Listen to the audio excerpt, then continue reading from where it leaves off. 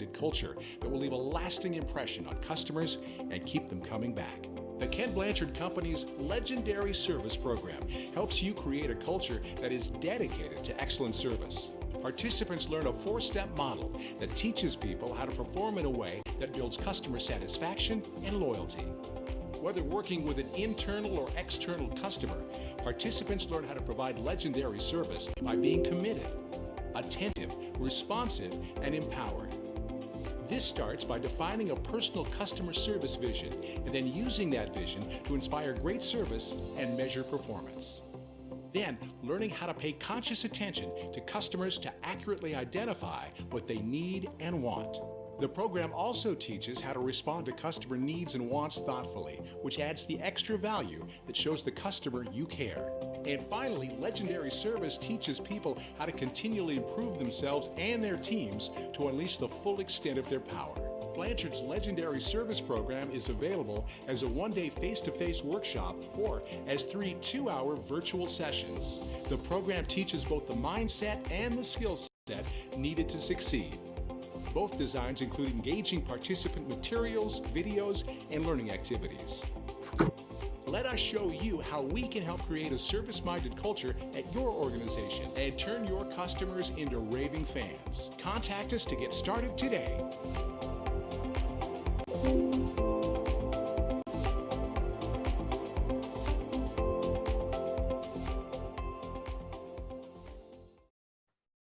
Welcome, everybody.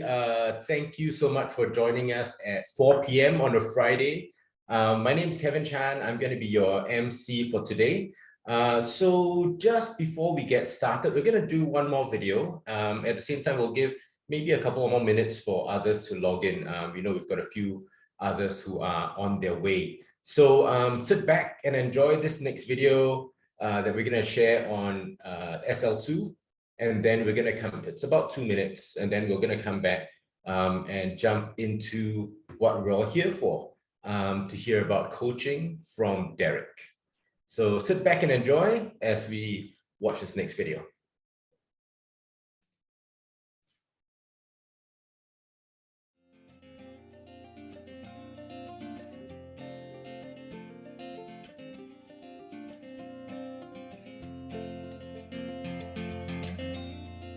Coming back home's like walking in on a secret that everyone older than me knows. My first boss was this guy called Ed Davis. He basically tells me, well, you have a great attitude, you have great enthusiasm, but you don't have the skills. I'm going to teach you and show you the ways on becoming a professional chef. Situational Leadership 2 is based on the 4 development levels that we all progress through when we master a new task. In Roy's story, he was at development level 1, enthusiastic and ready to tackle new tasks without a clue how to begin. Roy's leader gave him what he needed, just clear direction to develop his skills as a chef. We definitely had a moment when we realized we were completely overwhelmed with the knowledge of understanding what to do but not knowing how to take it on ourselves. We understood that we were a small and growing business, and having that knowledge, we knew that we needed to kind of bring someone else on board to help us. And it was the perfect time. We met our first manager, Rebecca, in that moment. Hannah and Maggie were at development level 2 and felt more confused than competent. Their new manager brought the right combination of direction and support and got them back in the spotlight.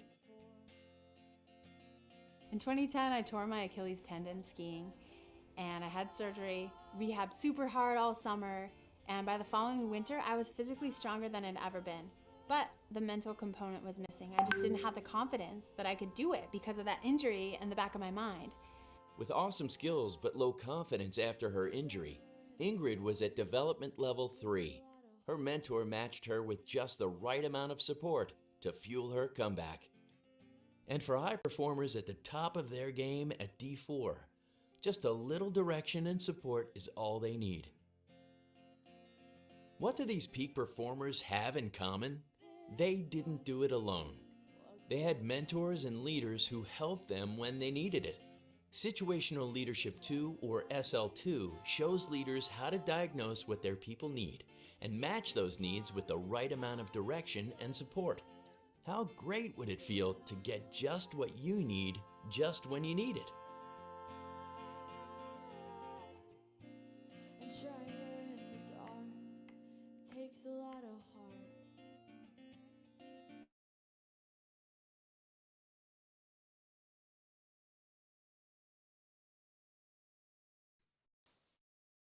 All right. Well, welcome everybody. Let's just get my video working so we can see each other. Cool. So we are here at 4:05. We're just gonna start this webinar. So the whole idea with having this webinar at 4 o'clock on a Friday. Some people may not. 4 o'clock on a Friday is that at this edge of the week, we finish most of our stuff. Come listen to the webinar, learn something, and then we can go off into our weekend. So the only thing standing between us and the weekend is Derek. No pressure, brother. No, he's a great guy, and I'm sure we will all gain a lot from this. So just a quick introduction about Derek. Derek is Momenta's managing partner for leadership solutions in Singapore. He's an ICF accredited executive coach. So what we're talking about today is something that's very much in his area of passion. And so he's been involved with talent maximization, organizational transformation via coaching culture implementation over the last 10 years or more. So Derek has also had extensive experience in the NGO sector, providing consulting for organizational development, talent development, and developing coaching cultures. So as he starts, you'll hear that he is American. He's an American Hong Konger, now living in Singapore, and he's a father to 2 boisterous boys. So without any further delay, I want to introduce and bring in Derek Ma. Thank you very much. Thank you, Kevin, for that wonderful and warm introduction. I am very excited and honored to be able to spend this Friday afternoon with you. So let's get right into it. Let me just share what I'm scared. That should be right. Oops, let's do this one more time. Great. Now, this should work. Let's get this going. So today we're going to be looking at coaching essentials from the Ken Blanchard product. But first, we do this thing as a facilitator. Who am I and why should you listen to me? So my name is Derek, as Kevin says, but there's a few other things that I wanted to ensure I share with you all, just so that we understand kind of where I'm coming from. Been executive coach since 2011. So I've had a wonderful opportunity to coach people all over the world, as I got trained in Portland, Oregon in the States, practice in Hong Kong, and currently have coaching clients all over the world. I founded my own company in Hong Kong called Meridian Learning. And now I currently serve on A.T. Kearney global faculty, and I'm also one of their global executive coaches. And so A.T. Kearney, formerly known as A.T. Kearney, global management consulting company. Also, I'm on the regional coaching team for Orchard Partnership, also Hong Kong-based coaching company. I did have an ACC from ICF, if you're familiar with the International Coaching Federation certification. I'm also trying to get my PCC right now. Last year, 2021, I had the honor of serving on the Hong Kong ICF Executive Board. I also was a co-founder of a faith-based professional coaches network in Hong Kong. So I do all this to let you know that coaching has been a very integral part of my journey over the last 10 years or so. So I would love to answer any questions on coaching, implementing a coaching culture, and also if you have any questions about executive coaching and you want to get certified and you don't know how, so I do that a lot. So there's my QR code for LinkedIn if you want to take a look. Also certified MBTI and more recently of Soundwave assessment tools. So that's me. Let's get into it. What we're going to do today in this webinar is just to give an overview of the Ken Blanchard Coaching Essentials workshop. So what we want to do first is to clarify the difference between executive coaching, things that I would do with private clients or corporate clients, and also, well, what are we talking about when we talk about coaching in companies that you would probably more likely be engaged in? We'll take a look at what the Coaching Essentials workshop will go over, which is the process of coaching as presented by Ken Blanchard, which is a lovely acronym called CFAR, which we'll get into, don't worry. Each of the frameworks has 4 essential skills that if you attended the Coaching Essentials workshop, we will do skills practice and develop in all of your participants. Call to action today will be inviting you or people in your organization to attend our Coaching Essentials workshop, where we'll actually go into much more detail of all the things presented today. And obviously the SL2 public program is coming up as well. And at the end, we will have ample time for question and response, again, regarding Ken Blanchard products, this Coaching Essentials, SL2, or if you want to ask me about executive coaching or about where do I get my haircut, all those kind of questions are on the table. That's fine. It's Friday. Let's do it. So now next is why coaching? Coaching is such a buzzword right now in all over in every industry. And why is it so important? Well, there's a lot of data on this, but Ken Blanchard Companies did a survey in 2004. And of a number of over 100 organizations polled, 75% recognize coaching as a necessary, not optional, not hopeful, but a necessary leadership capacity. However, of these organizations polled, only 5% of them actually trained their managers to have, not just to be coaches, but to just even to have coaching behaviors. 75% said we have to have this, but only 5% actually train their people. Now that was in 2004. What about more recently? 2016 study also done by Ken Blanchard Companies. They polled 100 organizations of their employees, not the representative at the high level, but employees of the organizations. And what is the number one concern that they had? That their manager would be more coach-like. So this was the same almost 20 years ago and is the same now. Coaching is really desired by managers and leaders, by people in organizations, but organizations are not necessarily providing the necessary training to have these coaching behaviors in organizations. And that is where we come in, providing this Ken Blanchard Coaching Essentials workshop. We want to meet this need and this gap that organizations don't have the time or the resources or the ability or the framework to teach coaching. And that's where we want to come in and provide that for you and your organization. So that's why we want to do coaching. And that's why we're presenting this today. Now, what is coaching?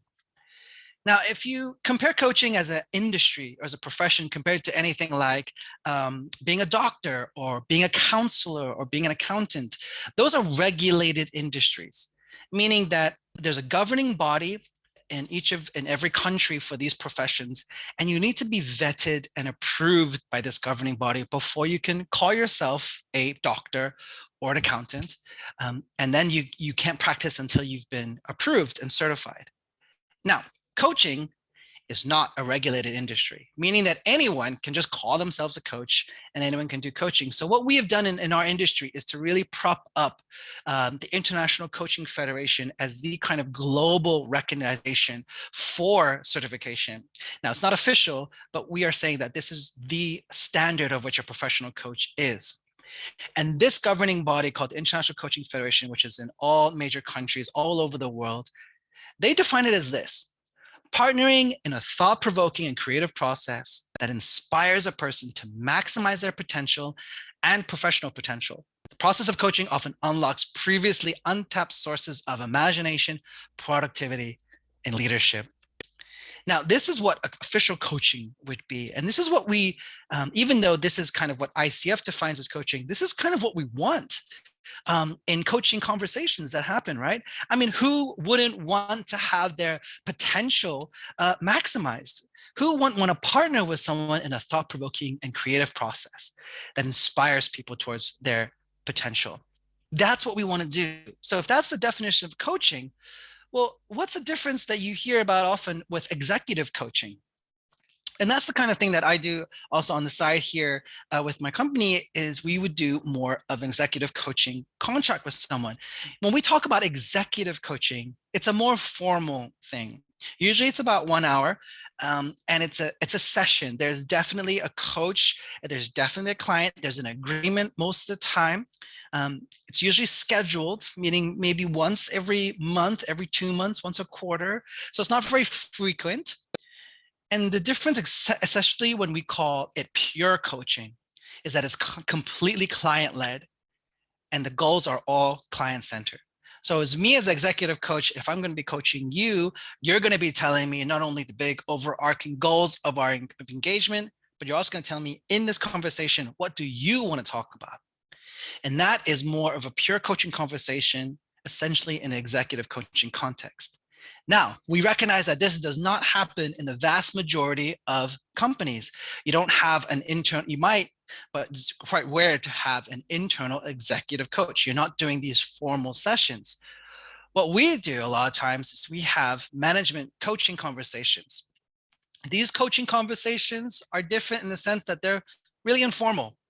They're ad hoc. They happen whenever the situation arises. It might be a part of your weekly one-on-one rhythm. It might not be. When people they used to be working in an office physically together, and maybe sometimes they gather around a water fountain or a water cooler. Then they might have a in-passing conversation. And a lot of times these coaching conversations, they are leader-led or they're staff member-led. The leader or manager might come in and might have to have a conversation with this. And generally these conversations are organization-centered goals.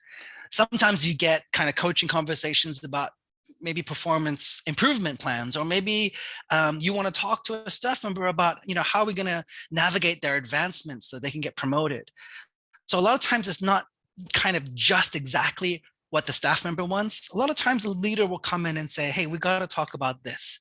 So when we talk about coaching conversations, this is the thing that we want to develop in your managers, because it takes a long time to certify and train someone to be an executive coach. However, we can train your leaders and managers to be able to have basic coaching conversation skills so they can apply it right away. And this is what the Coaching Essentials Workshop does. We target your managers and leaders to be able to have better quality coaching conversations, to include that as part of their ability to lead.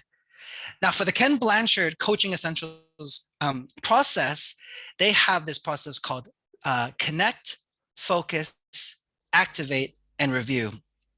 It's not a kind of step-by-step concept you can go around, but this is the framework which they present as a potential process to have these conversations. And we're going to go into a little bit more detail on each of these: the Connect, Focus, Activate, and Review process.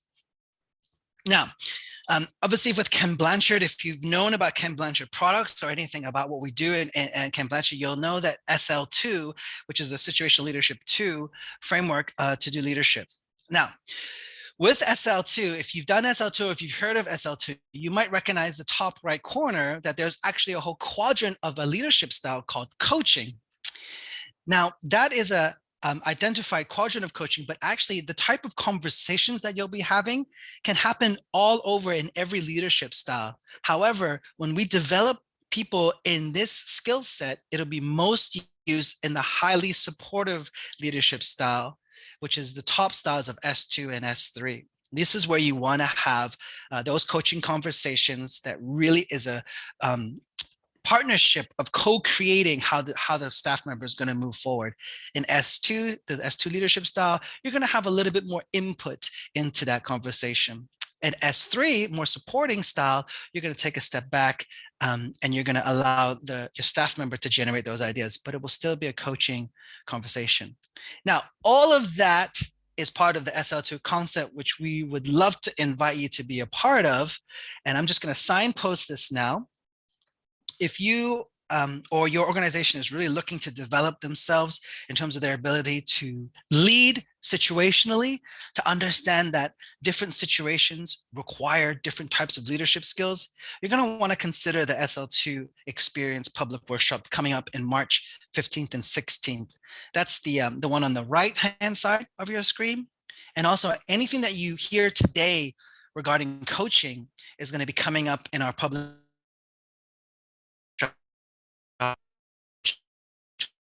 March 17th. So if you're really committed to really thinking about leadership development, you could do the whole week. You could do 15th, 16th, and 17th. And the Coaching Essentials workshop will definitely build on top of your SL2 experience, and you will have an amazing time. So that registration is open for those. And again, I'll come back to this at the end of this webinar. So I'm signposting that, and we'll get back to that. Let's get on to this coaching process. Again, this is connect, focus, activate, and review. And I'm going to play a little video just so that gives a great overview of this whole coaching process. Now, hold on, let me just play this. Great managers make sure they strike a balance between achieving results and developing their people. Coaching is a flexible and organic way to help people become more capable and autonomous. The coaching process consists of 4 parts: connect, focus, activate, and review. When you connect, you build trust and establish positive relationships. Begin by greeting the person and show interest in them. This expresses that you care and sets the tone for the rest of the conversation. Focus is next. Here, you or your team member identifies the topics or goals to be discussed. Don't rush past this step or determine your focus too hastily. Other topics can be noted and saved for future conversations. Having a clear focus is critical because it determines how valuable the coaching conversation will be. Once you have a clear focus, it's time to activate. In this part of the conversation, you collaboratively determine an action plan. Resist the urge to tell the person what to do. Rather, draw out ideas from the other person and explore options. Once specific ideas and options are identified, determine the priorities and action steps. Remember, this is a time to let your team member generate ideas. You can always add something later if needed. Sometimes during Activate, you realize that the focus has shifted. Just go back and re-clarify the focus, then proceed. You may be surprised how quickly solutions present themselves once your focus is clear. The final step is review. Ask the person to recap the discussion, identifying actions, commitments, and timelines to ensure clear agreements and accountability. Encourage the team member to reflect on what was learned and identify what was useful about the conversation. Coaching conversations can be formal or informal, long or short. You don't have to use all 4 parts of the coaching process or follow a set sequence. Use the process in a flexible way to help your people develop and be successful.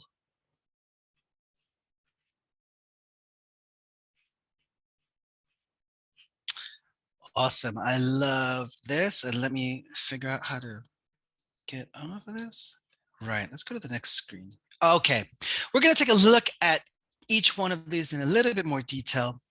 And I just want to make sure that if you have any questions, go ahead and put it in the chat. And if I don't get to my wonderful host, Kevin, will let me know. Do you have any questions for further things? Just let me know in the chat.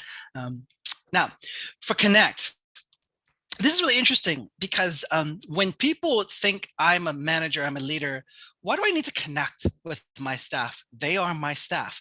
They, and some people say, they're just supposed to do what I tell them to do, which is not the best way of leadership. But it actually is really important if you're going to have good coaching conversations, is to actually connect with your staff.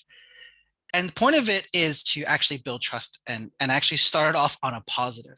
You also need to connect with your staff because you don't know what's going on in their world. We make a lot of assumptions as leaders, and then we usually have an agenda, what we want to tell the staff members. So we come in and we say, right, Sally, you got to do this, A, B, and C. Well, if you just take a step back, and if you want to have a very good, effective coaching conversation, connect with your staff member. Greet them, express interest in the person and show that you care. Now, you'd be surprised because some of you are like, this is not rocket science, but I've actually worked with engineers, and sometimes I've worked with certain types of management consultants where they are very, very, if you know the MBTI, they're very T focused and not very not very feeling. Let's just say they have low or maybe sometimes negative EQ. So we actually teach people how to do this. And we teach people why this is important. And some people really get it because they're like, wow, I've never actually tried to build a positive relationship. Now, you may already know this, but but it helps as a great reminder as well. Connect with your staff. There's a saying which we use in coaching. People don't care what you know until they know that you care. So there's a question to you when you think about next time you talk with your staff. Are you really interested, and do you care? I love that question. Are you actually interested, and do you care? And if you can answer those questions, great. But you know, your staff, they're going to feel it whether you actually care or not. Next is focus. Now, this is also important because if you need to go into the conversation after you connect with them and acknowledge them and have a cursory question to build trust, how you doing, what's been going on, then you identify the topics and the goals. You set the context for the conversation. You also want to narrow down exactly what you want to achieve and accomplish with this conversation so that it makes sure that both you and your staff member are aligned on what you want to achieve. And many times people have conversations, they think they're having good coaching conversations, but the whole time the staff member is going, what are we talking about? This way you say, hey, listen, Sally, I want to sit down and talk to you about your performance when we were giving that pitch the other day and how you gave that presentation. I want to talk to you about strategies that you can improve so that next time you won't make the same mistakes as next time. That's very clear. It also helps the staff member understand the parameters of the conversation. And it doesn't have to be a negative thing. It could be, hey, Sally, I want to talk to you about how we can really start that process in 6 months to see you advance to the next level. There's a few things I want to discuss now so we can really get working and they can track well for advancement. You see, when you do that, it's like, oh, okay. As a staff member, as a person, being coached, I'm like, oh, I know what we're talking about. Also, there's room for pushback, for clarification. Or maybe the member wants to, can we also talk about other things too? And then make it a co-creation conversation, but focus the conversation so that you know what we're trying to achieve in the coaching conversation. Then go to actions. So once you know your focus, go to activate. The key word here for activate is to collaborate. It's not just about you telling this. I mean, there might be circumstances where you got to tell the person what to do, but that's not necessarily a coaching conversation. If you, as the leader, go and say, you got to do this, you do this, A, B, and C. Great coaching conversation. No, that's not having a skillful coaching conversation. It's a collaboration. Co-create the action plans. What you want to do is often ask the staff member, how do they think? What do they think is the best way to move forward? How do they want to achieve that? Then your job is to ensure that the action plans or the ideas coming out are specific and is what's needed for the goal to be achieved. You want to make sure as the manager and leader in that situation, you want to make sure that the action plan is specific and they know what they're doing. Sometimes the staff member isn't going to know the best way forward. So then that's the conversation for you to put in, but then get some conversation back for them. So you co-create the best way forward. Now, I've seen leaders where they don't necessarily do coaching conversations. And we've had situations where a leader would try this. They don't like it at first because it's a new skill, but then they recognize, wow, I tried this and my staff member came up with an idea that I didn't even think of, right? And that's the great thing about co-creating, is that if you go to your staff member, you may have A, B, and C as the best way going forward. But if you ask your staff member, hey, what do you think is the best way for you? And they go, you know what? I'm going to try D.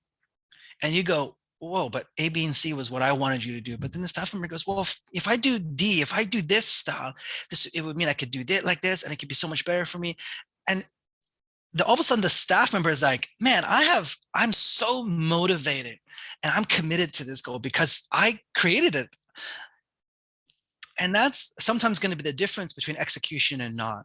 Research shows that when a person discovers their own way to move forward, the percentage of them actually committing it and completing it and their motivation and their desire to do it is exponentially higher than if you said, you do A, B, and C. Now, what's interesting is even if A, B, and C was the perfect thing, if I just tell you to do A, B, and C, you go, thanks. But if I said, what do you think is the best? And then you think, well, maybe A, B, and C. And I go, great, go for it.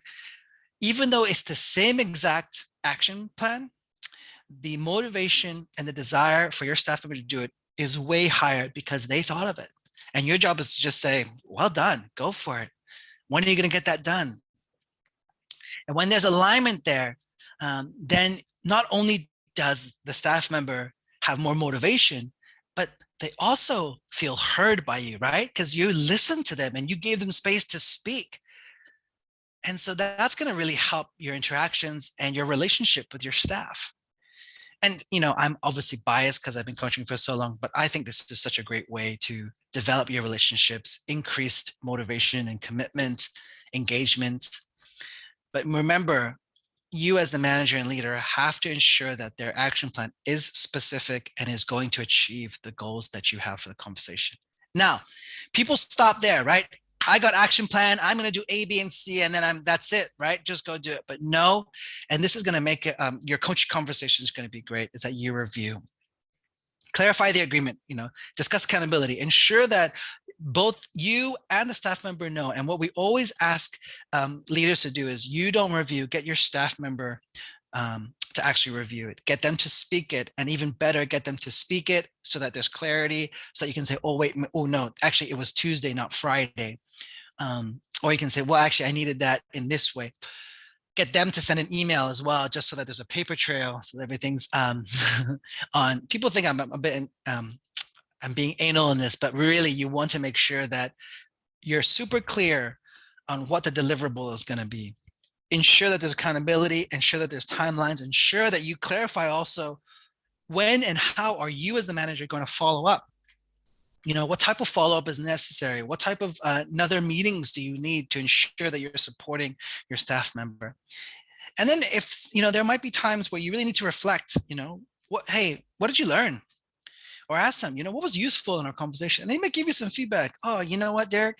I wish that you gave me a little bit more space to co-create, if your staff members are bold. Oh, they could say, oh, especially if you've tried this for the first time, they go, oh, you know what? That was really great. Thank you so much for taking a coaching approach. Can you do that more often? Right? That's like every manager's dream. Wow, you're such a good manager. But you want to make sure that you review because it just ensures clarity. Because a lot of times you go, hey, are you going to do that? Great. Then they go, yeah, I'm going to do that. And you go, great, do that by next week. Awesome. I'll do it by next week. Is next week Monday or Friday? Right? It's like, well, I said next week. Yeah, Friday. It's like, no, I meant Monday. It's like, you'd be surprised. I mean, that sounds like a silly example, but you'd be surprised how often the manager says do something and the staff member agrees, but what they're talking about are actually very, very different. So do you have a clear agreement and do you have clarity on the timelines? Now, this is the kind of process that we suggest you to go through. Again, it's not a rigid step-by-step, but if you were to instill this in your leadership and your management of your individuals and your teams, I guarantee you will have more clarity, you have more buy-in, and there'll be some greater quality of conversations amongst yourself with your staff, especially for those who haven't yet instilled a coach approach to management and leadership. CFAR, connect, focus, activate, and review. Now, rather than just give you a framework, we also, in our Coaching Essentials workshop, we do skills practice and development. And there are 4 skills that have been identified to use at every level of this coaching process. First is listen to learn, inquire for insight, tell your truth, and express confidence. I'm going to go through each one of these just to ensure you're clear on why these skills are important and what does it mean for each of the practices for the coaching process. First is listen to learn.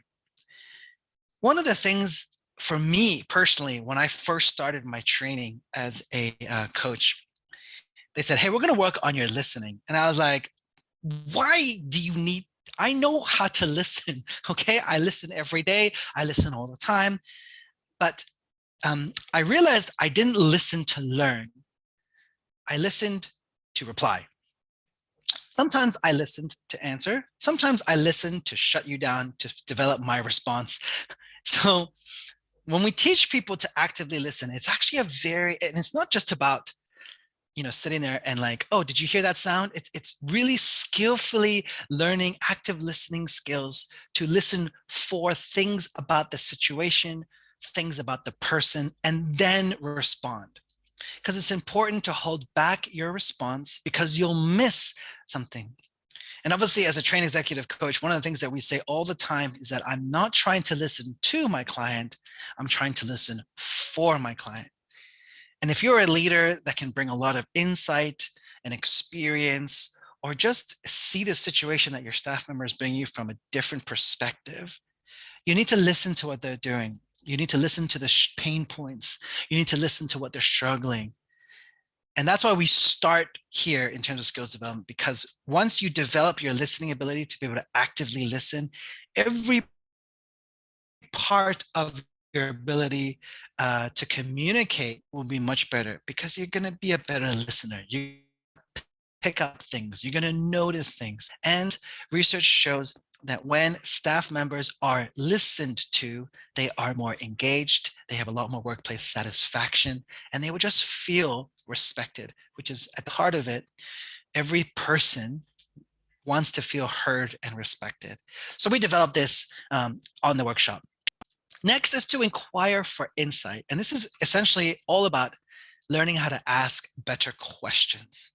Coaching, of course, is not about me telling you what to do. The best coaching conversations are when I can ask you a question, and these questions just open up understanding for you, allow you to discover new things, new awareness about yourself or the situation. That's the hope. And so we develop your ability to ask better questions. And you want to not just ask good questions, you want to ask powerful questions, but really, you'd be surprised how often we ask questions that don't necessarily help the person we're talking to. We usually ask questions to prove our point. So we teach people the skill set of asking open-ended questions.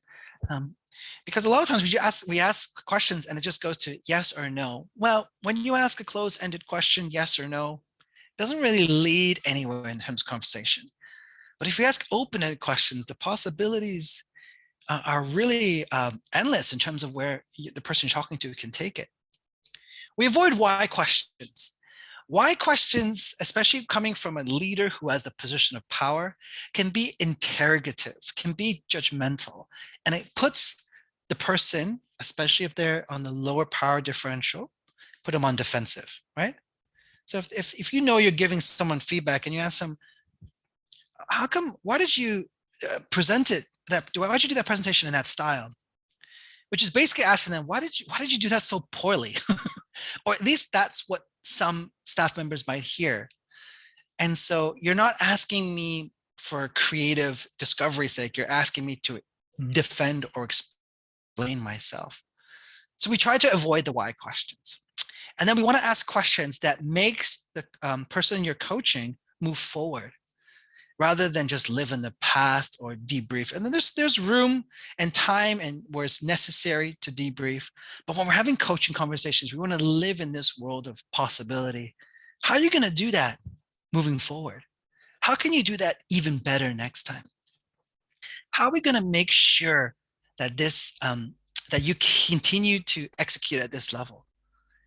So you see, these questions are like forcing me to look in the future. How am I going to do this again? And these are good baseline, which we help every participant kind of work through the nuances in this, but then we want to get to powerful questions. I love these questions because they help you. And this is really questions that you want to have your staff member really think about, right?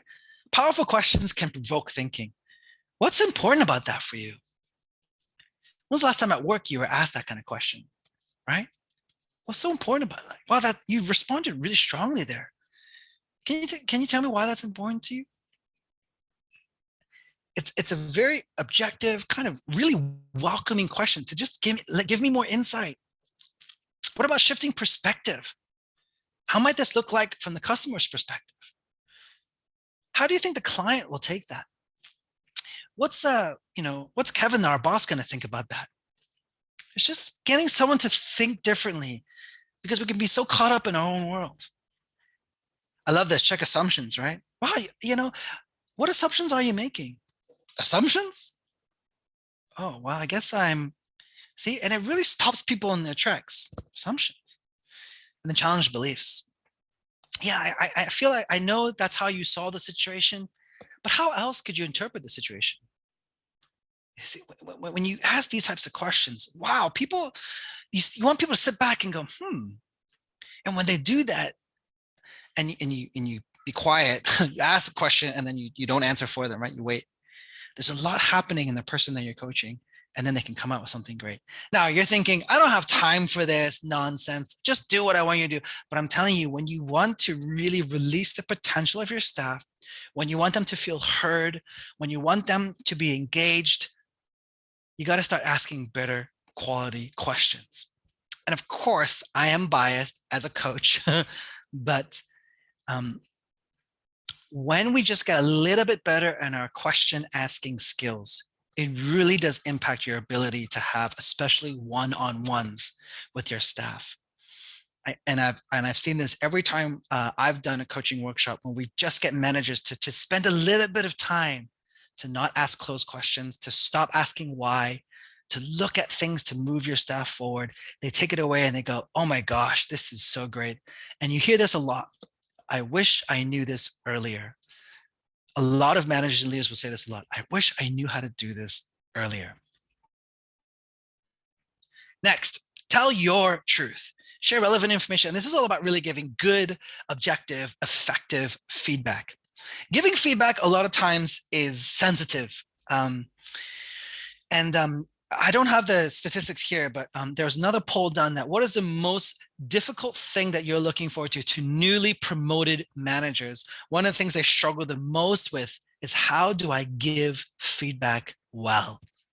And telling your truth is a skill set that we develop in people who attend this workshop, to really understand, how do I do this in a skillful way? How do I give feedback or tell my truth, right? How do I tell someone, this is what I experienced, this is what I observed, in an objective way, not issuing blame, how to do it direct and brief in a way that's going to be listened to or received well, and to really ensure I'm not just giving feedback for just because I'm just telling you, that it was bad or something, but we're really giving you feedback in order for you to develop. And the intention is ultimately development.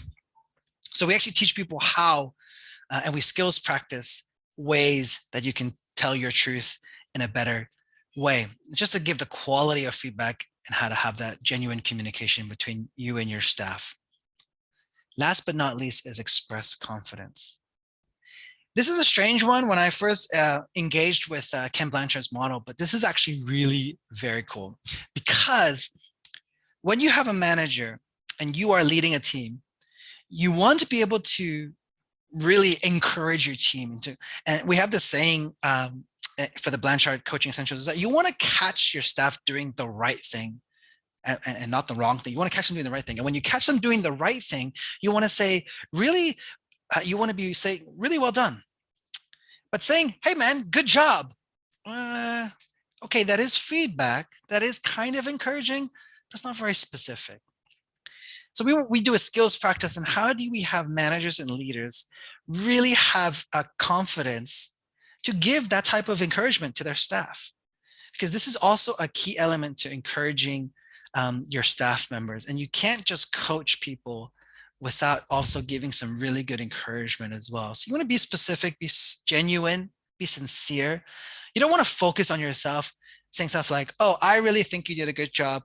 I really enjoyed what you did. I think that I'm really happy that you applied all of my suggestions and I really liked it. Well, how many times did you say I, right? Let me give an example, right? Great job. Okay, thanks, boss. But look at this other example. The positive results of your last product testing are a reflection of your commitment to excellence, perseverance, and discipline. Really well done. Now, if you got someone to say great job, but if you got this other feedback in orange, you're going to be like, wow, thanks, boss. Right? So we teach people the difference of how to do that, because you need to be a bit more confident in yourself to be able to deliver this kind of feedback. And we just teach people, hey, it's important to be sincere, specific, genuine, and other person focused. When you do all this, you really do really execute in a powerful way. Now, this is an overview of the Coaching Essentials workshop. And with the Coaching Essentials, you get the coaching process, which is connect, focus, activate, and review. And then you get the 4 essential skills practice, which we spend a lot of time during the workshop going over. Listen to learn, inquire for insight, tell your truth, and express confidence.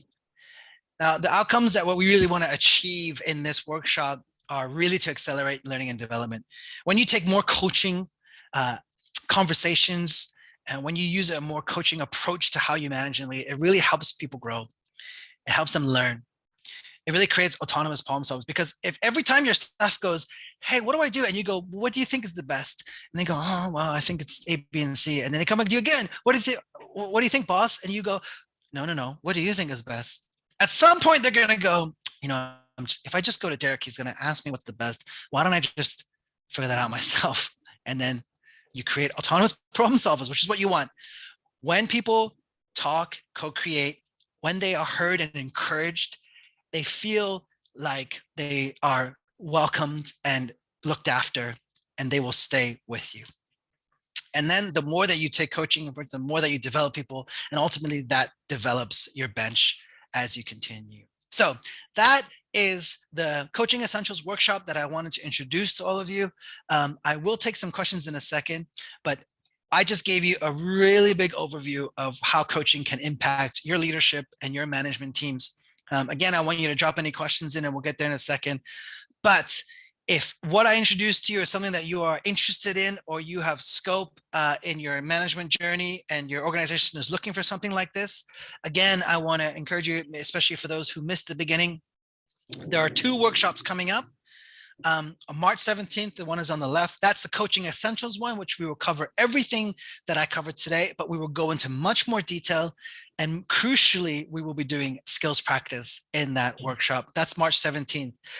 Also at the beginning, we introduced the SL2 leadership framework as well. And that's coming up on March 15th and 16th. Also a public workshop, which is still open for attendees. So if you want any more information about this, I would love to talk with you personally. We'll jump on a call next week because it is coming up. And I understand that people need to, clear this with their L&D team or their learning team. So I can definitely speak with you. And if you want to continue doing more of this, you don't have to come to our public workshop. We can definitely work with your organization and sort that out to run it internally with yours. So that's kind of what's coming up. Obviously, we have more things coming throughout the year, but these are the things that are coming up right away that I want to just share with you. So I will leave it here, and I'm going to take a look at the chat, see if there's anything. But if there's any questions, you can let me know. So let's see. One question I have here, and Kevin, you can let me know if you have any questions after this, but why do I have to do SL2 before doing Coaching Essentials? No, you do not. You don't have to do SL2. SL2, the Coaching Essentials is a great add-on as well, but you can just do the Coaching Essentials one, and we'll take a little bit of time during the Coaching Essentials to describe a little bit from the SL2, but it's not necessary to do it. We can definitely run that, and we have run this coaching workshop for organizations and where we didn't do SL2. So Kevin, I don't know if you have any other questions, but if you do, if anyone else has any questions, you can drop it in the chat, or you can unmute yourself before we go on. But again, if you want to sign up, please do, or you can reach out to us and you can send us an email, and we would love to connect with you further. So I'm going to take a breath and take a sip of water and see what kind of questions we have.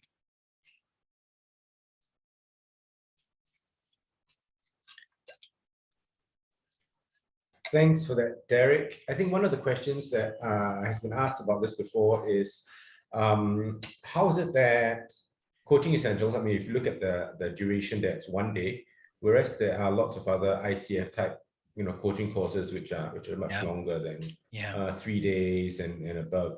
So I think the response to that is that the scope or what we're running this workshop for is different from what the ICF workshops are for. So the ICF workshops are for professional coaches, people who are going to be like Derek, want to do executive coaching formally, professionally. The Ken Blanchard Coaching Essentials Workshop is for leaders who want to implement a coaching approach in their day-to-day leadership. So rather than being professional coaches, they want to know how to use these 4 skills: asking good questions, listening, giving feedback, etc. And then also we give that sort of framework for coaching conversation, the CFA framework. Yeah. Yeah. Right. So- So Atsushi is from an organization we've worked with before. So Atsushi, I don't know, if you're going to be public about where you work. But yeah, so we've had some other work with Atsushi's organization, and welcome. Very nice to have you on this call. Thank you so much, Kevin. Cool, man. So Derek, if you have an answer to that question. Yeah, so I have personally done this where people say, "Hey, we're pretty good at it," but what we position the workshop is internally in that situation is I would say we're actually also going to upskill you and advance you, and some people think, "Oh, I don't need to," but then. And I've actually done this before. I don't know whether Atsushi you're open to this, but I've actually had a conversation directly with some of the people in the organization, and we realized, wow, okay, this is what they do some coaching, but they still need to develop in other areas. And even we as professional coaches, we know we have areas to develop. Sometimes we have polled organizations that say, "Hey, how's our coaching?"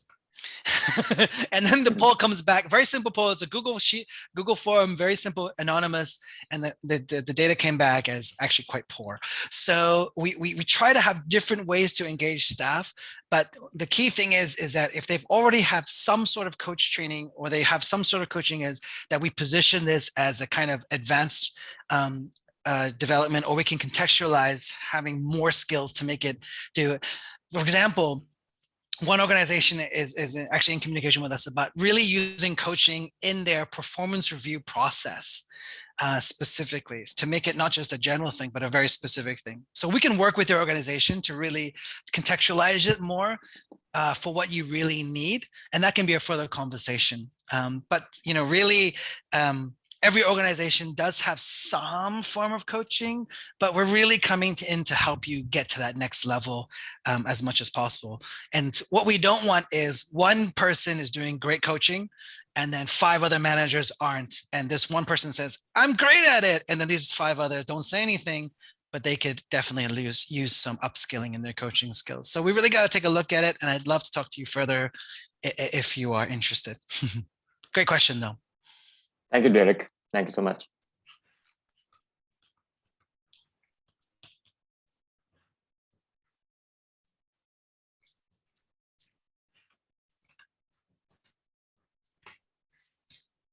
Okay, well, if there are any other questions, please feel free to contact us. So Derek can stick your email address in the chat box. So if you've got any other questions or you'd like to contact us about maybe running an in-house workshop, then please go ahead and send us an email. Otherwise, it's on the screen as well, contact@kenblanchard.com.sg. So if there's nothing else, that's Derek's email address. And okay, here's mine too, if you like. Oh, Kevin. No big secret here. So feel free to drop us an email. I think Casey just now asked for a copy of the slides. So if you'd like a copy of that, we'll PDF it up and send it out to you. Yeah, so that's our contact. Please do get in touch. We'd love to help any inquiries you've got. Otherwise, have a great weekend. Thank you very much, everybody. Thank you, everyone. Thank you, Derek. Thanks, Thank you, Atsushi. Kevin. Thank you so Yeah. much. Have a nice weekend. You too. Take care. Yeah, Bye-bye. thanks. Thank you. Bye bye.